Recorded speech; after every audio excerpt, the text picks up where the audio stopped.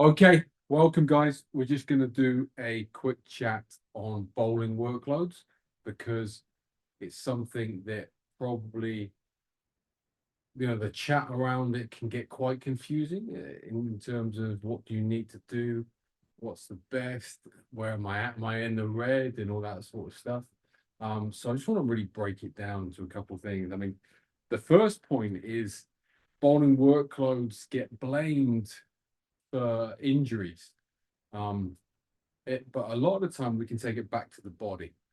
And so, we don't want to get stupid with this. If anyone bowls 100 overs a week, it's going to be tough on the body. But if we're in the normal parameters of bowling and just maybe bowling a little bit more, then it's perfect or optimal. Your body should be able to withstand it.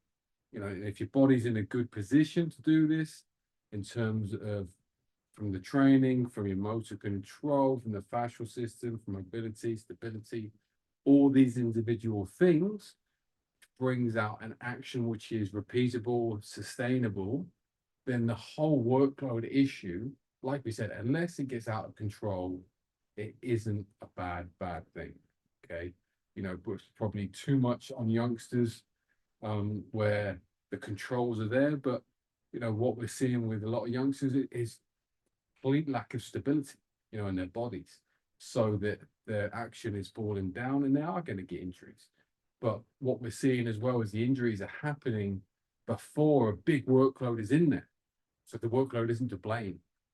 It's going to happen at some point with a lot of the body issues we're seeing in youngsters. Okay, so that's point one. Point two is the actual right bowling workload. What is it to start in what's best? So what I've put it down to is two things here. We've got chronic, which is your long term. So let's look back 2, 3, 4 months. What are we doing week in, week out? Okay, so that's almost a chronic, and the acute is almost day to day or week to week. So this is the part that would fluctuate the most is the acute. Okay, so that's what we need to be wary of, because that obviously, these two obviously influence each other to a high degree. So with chronic, that's something we talk about, when someone comes on in their past the initial stage or they're straight into the bowling conditioning. If you're doing 2 bowling conditioning sessions a week, straight away we're looking at around 12, 13 overs a week. So if we're doing that almost in stage 2 or 3 back to bowling, that puts us into a great position, because chronically the body's getting used to the load. It's getting used to the positions. Because when we think about it, not only are we doing it with the bowling in those sessions, we're doing it with the med balls, but we're also putting the load through with the isometrics and the plyometrics. So it's getting dosed all the time. That bone is getting dosed. That's why we keep it around 70% to start of max capacity on the bowling, because we're getting the body enough of what it needs there. So we don't have to turn the dial too much from that almost starting point. Or, even if we're starting with 1 bowling conditioning session, which is 6 overs, we take it to 2, so we're already at 12. That dial doesn't need turning much then to add 1 net session in, and then we're at 15, 16, 17 overs. That's a decent place to be. And then when we're hitting pre-season, ideally, I would say we want to be around 25 overs a week, 20 to 25 overs a week. If we're at that sort of stage when we're in pre-season, we're okay. We know the body's capable of it. We know it's used to it. It's hardened to it. So we can keep going and think, right, we're okay there. Now, what we have to be very aware of is fluctuations there. So then we look at acute. If we've got that chronically, where 1 week we're doing 25, 1 week we're doing 20, 1 week we're doing 22, 1 week we might do 28, chronically it averages out at 25. It's the acute then we have to be wary of. And in the UK, we've got to be wary of the rain and saying, right, as soon as we're outside, we might have no indoor nets available. And that chronic workload of 25 can then suddenly plummet down. We've had quite a few guys have to play their first game of the year outside without having an outdoor net. So we're going from different surfaces, we're having that load come down, then suddenly from being in a really good position indoors, we're getting outdoors, and it's suddenly a lot harder because we haven't had to transition. And then we've had the acute load come down as well. So we need to be very wary of that acute load. Very wary. But if we're at 20 to 25, we've got room to maneuver up and down. If you have a particularly high week and we go to 30 overs, we're okay. If we have a low week and go to 15 overs, we're okay. It's when we drop, if we have 2-3 weeks of nothing or 2-3 weeks of 35, then we just have to take stock, because then the chronic number will be fluctuating itself. We don't want that. We want to keep that fairly steady. I mean, still within that, we're going to have deload weeks where we just bring the body back, take away a little bit of the load, okay? But we have to remember as well, within the whole load chat, we have to remember the training overs and the bowling conditioning overs. Because what we can't do is transition from either rehab or pre-season training into season training, where you then have 2 net sessions, you might have 2 games. So within that, the first game, you might have 10 to 12 overs. The second game might be a T20, and you only have 4 overs, but that's already 15 overs.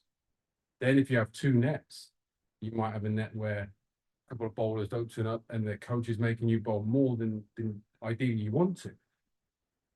So that could be another 10 overs per net. And then we're at 35 overs. Then we cannot be doing on top of that bowling conditioning training. Because like I said, it's not just the bowling load in that, it's the medical, it's the jumping, the plyometrics, it's the isometric. It's all these things that we need to handle the load. So again, when we say bowling workload, we're almost talking total load, including training. So you imagine a scenario where you've been doing 2 bowling conditioning sessions a week, then you're doing 2 nets, but you don't take down the others.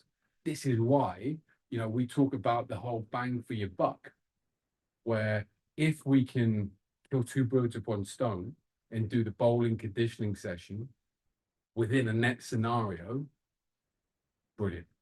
Unfortunately, there's not many coaches that allow us to do that. But if that's a scenario where you can manipulate, even if it's just doing one of the sessions where we just do the med balls in between the bowling, brilliant.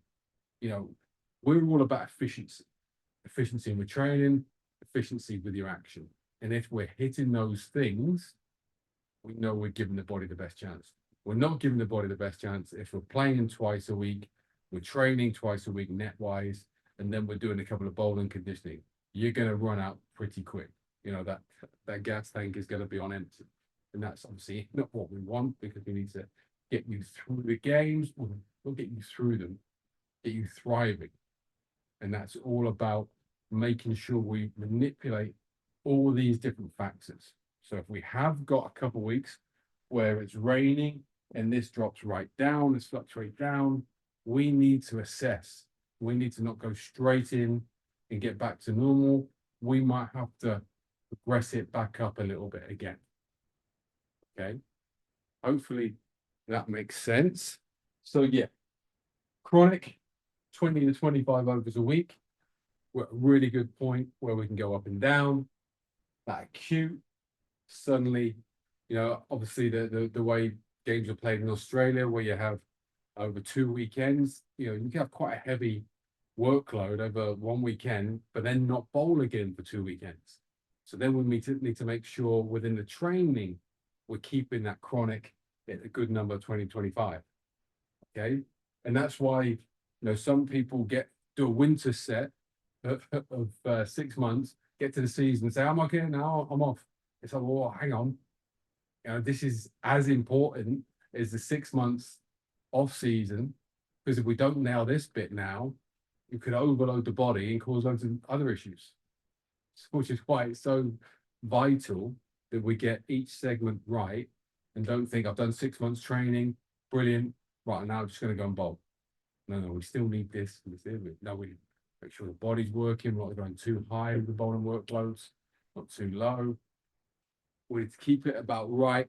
And that's why as well, if a player's been with us a while and say they've done a year and we've got to the end of the season, we might have 3 to 4 weeks off bowling, but then we're going again.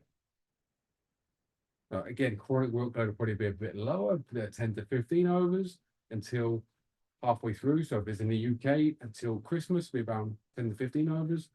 But then the body's adapted and it's happy, it's understanding the load that's going through the spine. We're working around it, so the body's in a really good spot.